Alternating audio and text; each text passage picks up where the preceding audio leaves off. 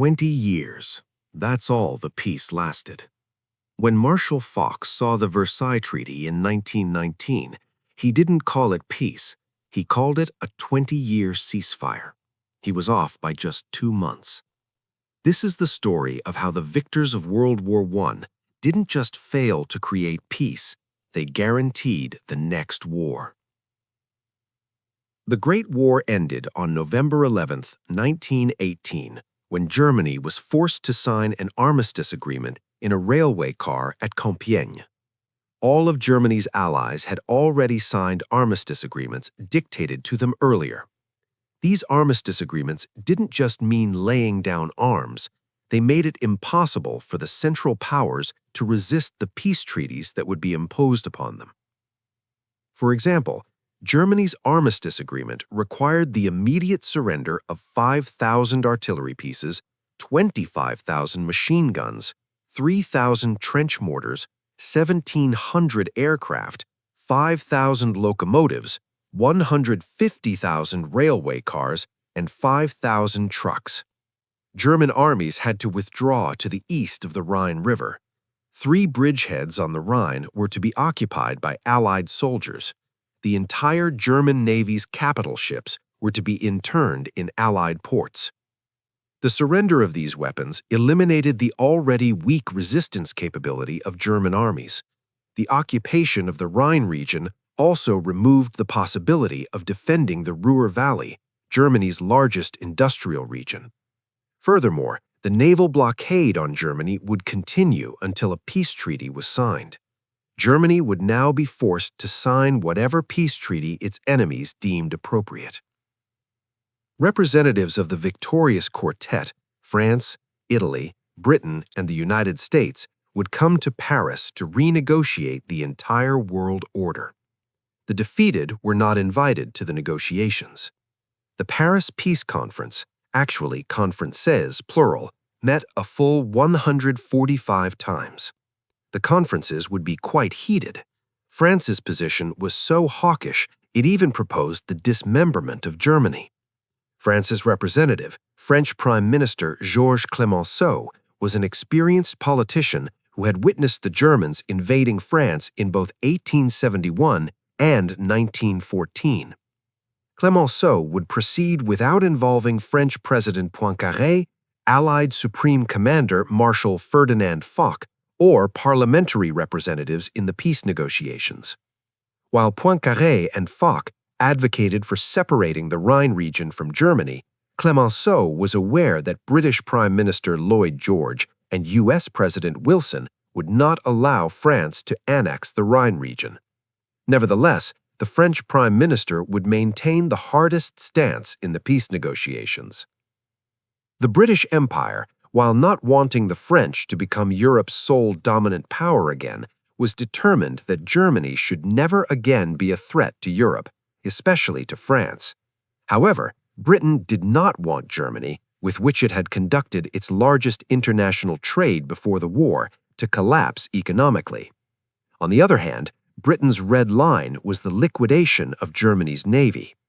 French Prime Minister Clemenceau cleverly made this a bargaining chip to get his own demands accepted, ignoring the British sensitivity about the German navy. While the British Prime Minister struck a middle ground on Germany, he wanted the Ottoman Empire to be dismembered under the harshest conditions in the Middle East to compensate for Britain's enormous economic and human losses during the war. Lloyd George not only divided the Middle East with the French through the renewed Sykes-Picot Agreement, but also allowed increased Jewish settlement in Palestine from the regions that fell under his government's rule.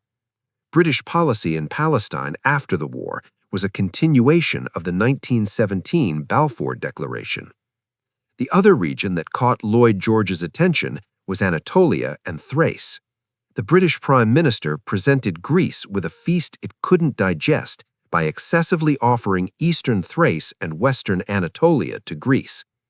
French claims on Turkey, after taking their share in Syria and Lebanon, could be considered relatively insignificant. The French viewed their share from the Ottoman Empire as a kind of war reparations and didn't forget that their main objective was to weaken Germany. The Italians weren't satisfied with just the South Tyrol and Trentino regions they would take from the dismembered Austro-Hungarian Empire. They also wanted a share from the Dalmatian coasts. They were quite uncomfortable with the Yugoslav idea that the British and French supported under Serbian leadership. The Italians had been smart to remain neutral at the beginning of the war, but had made a mistake by entering the war after 1915. The Italians received little in return for the hundreds of thousands of soldiers they lost in the war, and the budget deficit and massive public debt that bankrupted Italy. Italian Prime Minister Vittorio Emanuele Orlando was quite uncomfortable when he couldn't find a response to his demands in Paris, especially when the terrible defeat they suffered at Caporetto in October 1917 was sarcastically thrown at his face. Actually, without French-British aid, Italy would probably have collapsed by the end of 1917. Orlando had strangely realized something in Paris. Even if Italy hadn't entered the war, Austria-Hungary, which was going to lose the war anyway, would have collapsed, and Trentino and South Tyrol would eventually have gone to Italy anyway. The Italians realized after the war ended that they had entered the war for nothing. Moreover, the Allies were opposed to giving Fiume, today's Rijeka, a port city in Dalmatia that Italy demanded with great determination, to Italy. The British-French coalition hadn't given the Italians any additional concessions in Africa, Dalmatia, or the Middle East. The young Italian soldiers who died in Isonzo and the Alps were the ones who suffered. Prime Minister Orlando would storm out and leave Paris on April 24, 1919. French Prime Minister Georges Clemenceau's description of the Italian Prime Minister was harsh and cutting, the crying man. After the Italians were forced to sign French-British texts like the war's losers, a new political movement would rise in Italy, the Fascist Party under Benito Mussolini's leadership. The Americans, while thinking about how France and Britain would repay the massive credits they had extended during the war, insisted on the Wilson principles with an idealist approach for how new states would form in a Europe shaped according to nations and spoken languages. The Americans were dreaming of a free and liberal world that fit their ideological system, but the French and British, who carried the military burden of the war, didn't share these ideals. For one thing, the French wanted to encircle Germany to ensure their own security, and for this, they trusted the new states to be established on territories torn from Germany, Austria-Hungary, and Russia, like Poland and Czechoslovakia. When these states were established, they would also incorporate into their territories regions where German-speaking populations formed the vast majority, for example, the Sudetenland, Posen, East Pomerania, and so on. Or the British including the Turkish majority Mosul-Kirkuk region in the Hashemite Kingdom of Iraq, or giving Transylvania with its Hungarian majority to the Romanians, or, according to the British plan, giving Thrace and the Aegean to the Greeks. President Wilson's principles would not be implemented by the French-British coalition. In fact, French Prime Minister Clemenceau would mock President Wilson's 14 principles like this: "I knew God had 10 commandments," referring to the 10 commandments given to Moses. France and Britain, which had the world's two largest colonial empires, or empires consisting of colonies from their perspective, were not in a position to adopt the Wilson principles. The victors' negotiations would be quite harsh. Every type of person had also come to Paris to the peace conference to flatter the great powers and persuade them. Chinese, Kurdish tribal representatives, the Hashemites who launched the Arab Revolt, and other Arab tribal representatives, Jews, Armenians, Poles, Ukrainians, Czechs, and so on. These were profiles trying to show themselves and demanding a share from the dismembered Russian, Ottoman, and Austro-Hungarian empires, and from Germany brought to its knees. Paris had become a center of attraction where different types came to create a nation and state or struggled to grab a piece from the defeated. The Big Four powers agreed on the fates of Austria-Hungary and the Ottoman Empire. These empires should be dismembered, and the Austrians, Hungarians, and Turks, the core nations of these empires, should be confined to small, pruned states, and the peoples they had previously ruled should be given territories to establish their states. In addition, Serbia and Romania, which had fought against Austria-Hungary, would be given disproportionate amounts of territory, and Greece, which had joined the war late and hosted the Allied army in Thessaloniki, would also be given the Aegean and Eastern Thrace as a reward. Notice that the Allies had imposed the harshest conditions on the Austrian-Hungarian Empire and the Ottoman Empire. 5 months after the armistice in April 1919, the negotiations had now matured one way or another. The German delegation was invited to Paris on April 29, 1919. The Germans' journey was made even more humiliating by a special organization by the French. The train departing from Germany was slowed down after the French border, and the train's journey was deliberately extended through northern France, which had been destroyed by the Germans in the war. The German delegation was brought to Paris while being shown the state of northern France, devastated by 4 years of war and German withdrawal like a movie film. In Germany, in the final days of the war, Emperor Wilhelm II had abdicated. The revolutionary wave that swept Germany resulted in the establishment of a republic under the leadership of a conservative right-wing government. However, communists and socialists challenging the government had established their own rule in various parts of Germany. The war had ended, but civil war had begun. Ultra-right-wing and nationalist factions within the German army rapidly formed units under their own command and began clashing with communists and socialists. These units, called Freikorps, aimed to expand the regions they dominated and force the government into cooperation under the guise of maintaining order. Worse still, Poles in German Poland and Russian Poland had revolted, and the Posen region, today's Poznan, in German Poland had come under the control of the new Polish government. Although this region was actually one where the German majority lived, the French had insisted that Posen be left to the Poles. Worse still, the Allies' naval blockade that had continued since 1914 and Ludendorff and Hindenburg's diversion of raw materials in fertilizer production to the war industry during the war to increase explosive production output had led the German people to starvation. The naval blockade was being continued to force the Germans to sign a peace treaty containing the conditions the Allies desired. The daily calorie intake of an ordinary German citizen had dropped to an average of 1,500 calories. During the war, approximately 790,000 German civilians had died from starvation. But approximately another 100,000 casualties had been added to this horrifying figure during the period from the armistice to the peace treaty.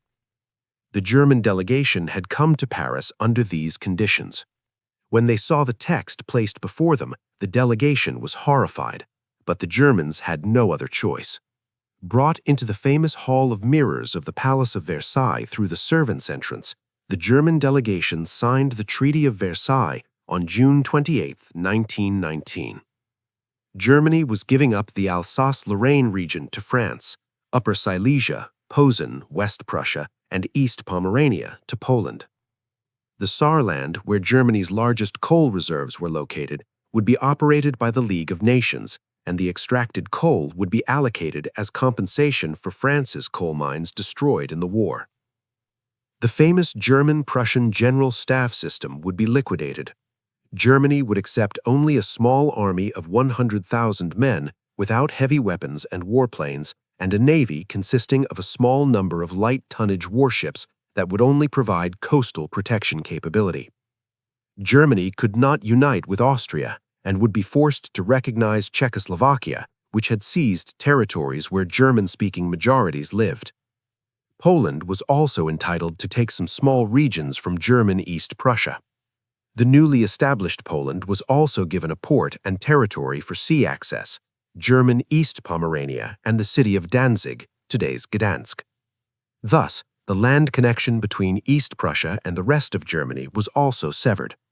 The port city of Memel, today's Klaipėda, in the easternmost part of East Prussia, which had been German territory for centuries, was coming under the control of the League of Nations.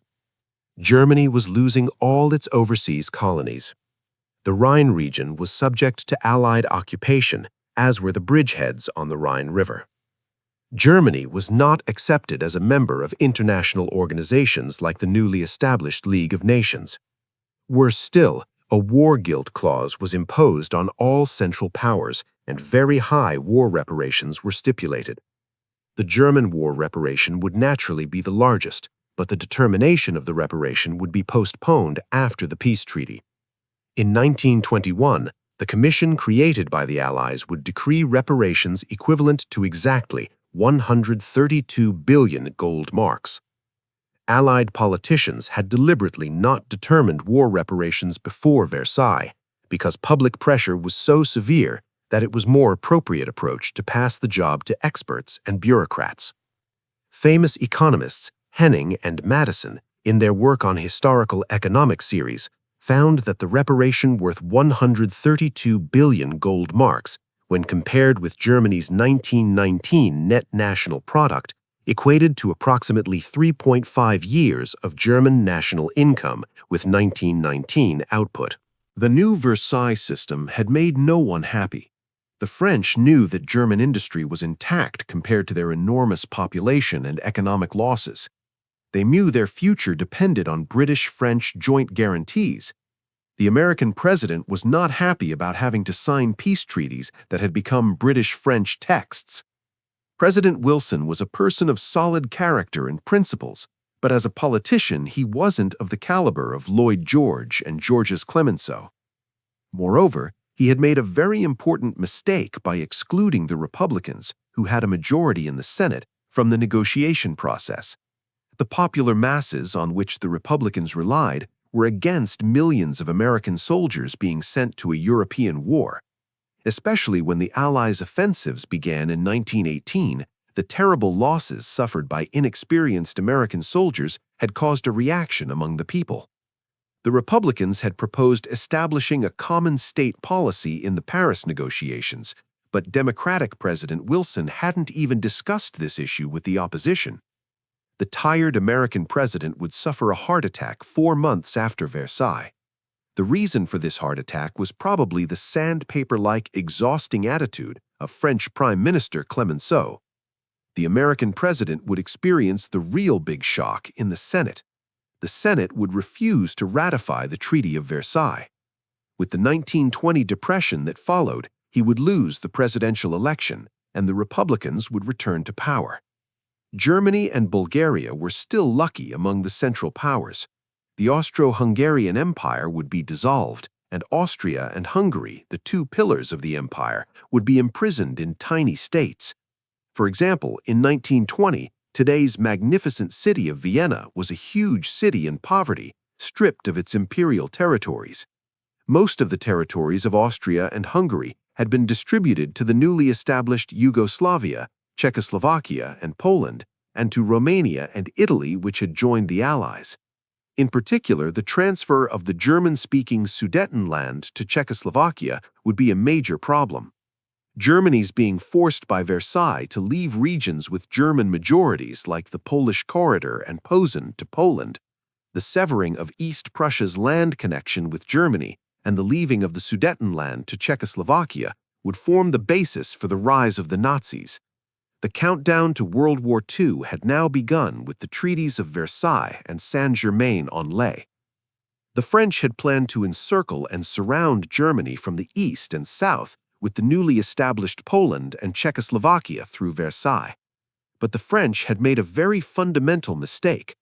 These weak states had become buffers between the Soviet Union and Germany, and even caused German-Soviet rapprochement because they touched the interests of both powers.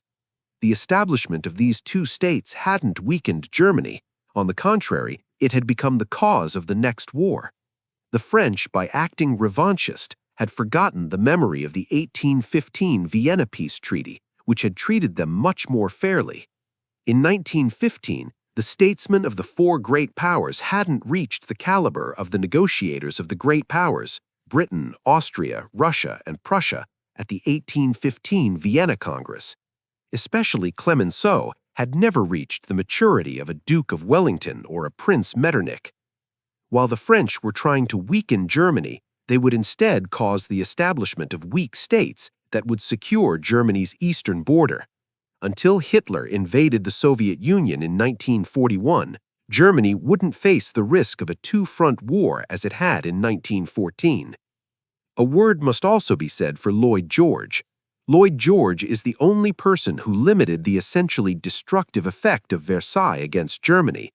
For example, he prevented Lower Silesia, Germany's second industrial and coal center, from being left to Poland, and ensured that the Rhine region remained in Germany even if it was under occupation. However, these steps hadn't prevented Germany from becoming revanchist.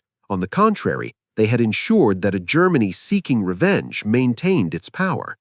The peace that needed to be made with Germany should have been either embracing, as it had been towards defeated France at the 1815 Vienna Congress, or in the form of Germany's complete legal elimination, as it was after 1945.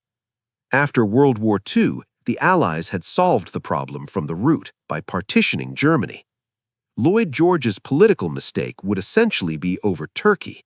The process that began with the Treaty of Versailles and then the War of Independence would make his leadership a matter of debate. When British coalition government fell from power in October 1922 with the Chonik crisis, Prime Minister Lloyd George would be forced to resign. Marshal Mustafa Kemal Pasha's final ultimatum ending the War of Independence had brought down the British government and Prime Minister. The Treaty of Versailles, which had been imposed on the Ottoman Empire, was the harshest of all treaties. However, among the defeated Central Powers, the only nation that would tear up these Carthaginian pieces imposed upon them would be the Turks. In 1919, when Mustafa Kemal Pasha, later Mustafa Kemal Ataturk, crossed into Anatolia to lead the War of Independence, he had also formed his strategic vision. He had analyzed well the cracks between the four major Allied countries and had calculated that especially Italy and France would not be allies of the British in the War of Independence due to their own interests. Italy, while keeping its eye on Fiume, France would try to encircle Germany. There was another important development in the imaginary chessboard in Mustafa Kemal Pasha's mind. The Soviet Union, established with the Russian Revolution, was at war with the pro-Tsarist White Russians. A Soviet army had invaded Azerbaijan, entered Baku, and nationalized the Baku oil fields operated by Royal Dutch Shell, British-Dutch partnership, under concession. The production of the Baku oil fields had surpassed U.S. oil production as the 20th century began. The Soviet seizing of an enormous fortune would drive the British to tremendous anger. The British and French reaction would be harsh and swift. The Allies, supporting the White Russians, would also land soldiers in some Russian ports. White Russian armies were attacking the Reds on various axes across the enormous Russian geography. Under the leadership of Mustafa Kemal Pasha, the Turkish nation would tear up Sevres and sign the only negotiated and real peace treaty with the Allies in 1923. The 1920s would bring tremendous change to the world. Germany would try to break Versailles' chains link by link. British and French colonial empires would face various revolts. Germany would end its civil wars. New production and management techniques would bring enormous efficiency and productivity increases to the world. Women would begin to freely use their newly won social and legal rights. The 1920s would be called the Roaring Twenties, or with a poor translation, the Magnificent Twenties. Of course, we must not forget how the 1920s played a role in the development of fashion, art, cinema, and jazz music developments. Peace and enormous productivity increases would excite capital markets, and dreams would collapse on October 24, 1929, Black Tuesday. Behind Black Tuesday was also the ominous shadow of the Versailles Order. A young bureaucrat who had predicted this extraordinary collapse during the Paris Peace Conference negotiations had expressed this: "The issue of German war reparations will bring chaos to the entire world economy." This young bureaucrat's name was John Maynard Keynes. The following year, in 1920, he published his criticisms in a book titled The Economic Consequences of the Peace. This work would earn him his first fame. The Versailles Treaty and the treaties imposed on the Central Powers would go into history as treaties that didn't achieve peace, but invited a greater war. Marshal Foch and Prime Minister Georges Clemenceau themselves would make the most accurate definition of the new order. This is not a peace treaty. This is only a 20-year armistice agreement. Allied Supreme Commander Marshal Ferdinand Foch. Are wars the intervals between periods of peace, or are peace treaties the intervals between wars? Believe me, I don't know either. French Prime Minister Georges Clemenceau. Indeed, Marshal Foch's prophecy would come true with a deviation of only 2 months. Exactly 20 years and 2 months after the Treaty of Versailles was signed on June 28, 1919, the Germans would enter the Polish corridor and World War II would break out. The diplomats at Versailles thought they were ending the war to end all wars. Instead, they lit the fuse for an even more catastrophic conflict. Sometimes the way we make peace determines whether we'll ever truly have it. If you found this deep dive into the Versailles Settlement valuable, don't forget to like, subscribe, and share your thoughts in the comments below. What do you think? Could World War II have been prevented with a different peace treaty?